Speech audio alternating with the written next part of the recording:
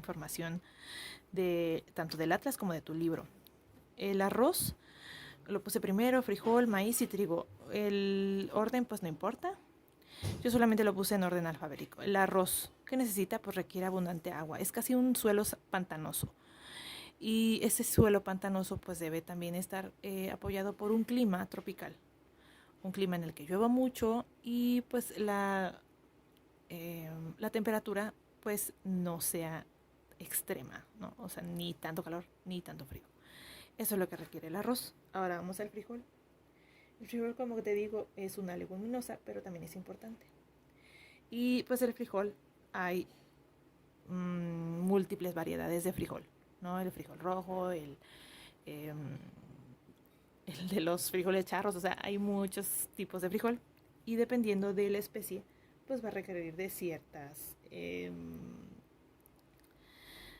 pues de ciertos requerimientos del clima. Pero siempre guarda esto de que pues el clima debe ser cálido eh, o medio o bien frío. Ya eso depende de la especie de frijol que vayamos a poner. Voy a poner las especies y el tipo de clima que necesitan. Y vamos a poner según la especie o variedad. Crece en clima cálido. Y entre paréntesis vamos a poner la especie, que es calima. Frío. Cargamanto. No me va a caber. Y y medio, voy a poner más abajo lo del maíz.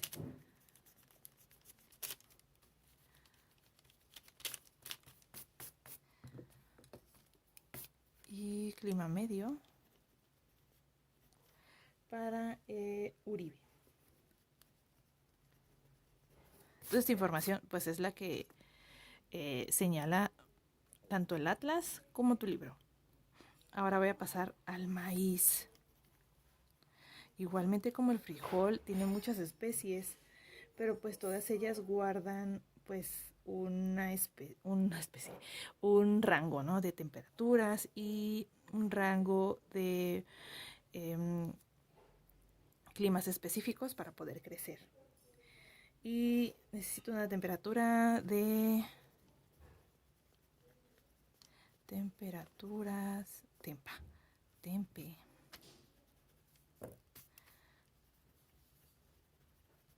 entre 25 y 30 grados centígrados y incidencia solar. Por lo tanto va a ser pues en un clima húmedo y no tiene que ser tan seco, pero sí mediterráneo. Incidencia solar, necesita humedad, clima húmedo. Y después nos vamos a pasar al trigo. El trigo necesita clima seco,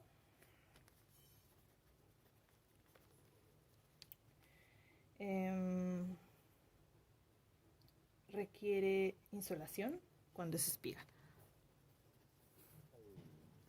Requiere incidencia solar, voy a poner también incidencia solar cuando es espiga. Y esta es la información de acuerdo a estos 4 principales cultivos. Yo no le voy a decir granos, sino cultivos. Y ahora nos vamos a pasar a la siguiente pregunta que dice: ¿por qué necesita ese tipo de... decía, ¿qué relación existe entre el agua y el cultivo? ¿Qué climas predominan en el cultivo de granos básicos? ¿Qué relación? No, esa es la tercera. Bueno, ahora va la de por qué. ¿Por qué requieren este tipo de condiciones para poder crecer, pues principalmente porque si no tienen agua, por ejemplo, en el cultivo del arroz, pues el arroz no se va a dar. Este tipo de climas, como ya hemos visto en las sesiones anteriores, el clima es determinante para señalar o para que se realicen las actividades económicas primarias. Voy a poner la respuesta, que pues principalmente el agua es el principal factor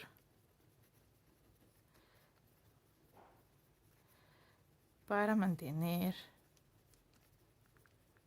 un cultivo. Además, determina, es un factor determinante en el clima, ¿no?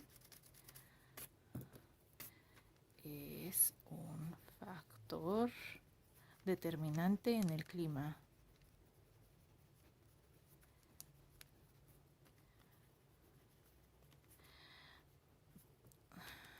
Lo que condicionará las actividades, lo que condicionará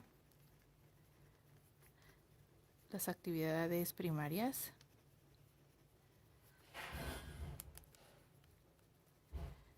tanto cultivos como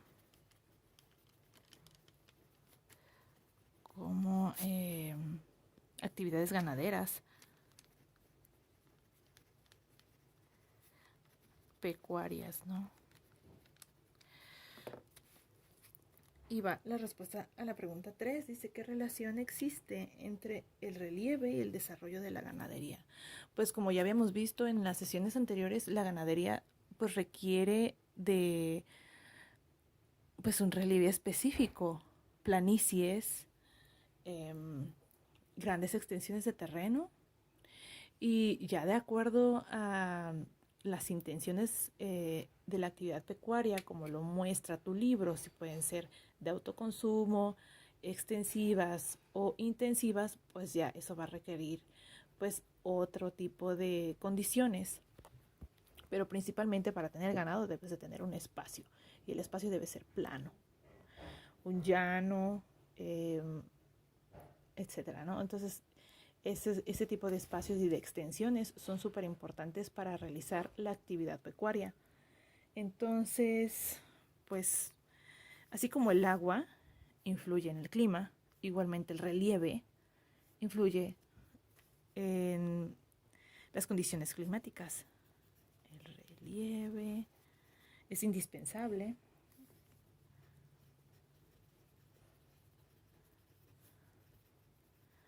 Las condiciones climáticas pues deben de ser, pues no tienen que ser tan extremas. Deben de cumplir ciertas características para que los animalitos, porque estamos hablando de actividades pecuarias, pues puedan sobrevivir a los cambios de temperatura. Y pues el clima, bueno, no tan solo para que sobrevivan, sino porque algunos animalitos consumen pues pastos, follajes, y pues si no crece el pasto, pues no puede comer el animalito. Entonces eso podría generar problemas. El relieve influye en el clima, como también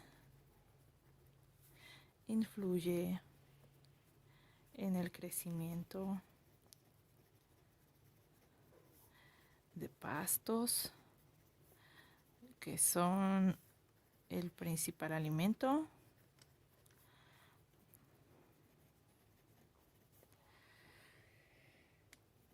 de, eh, de animales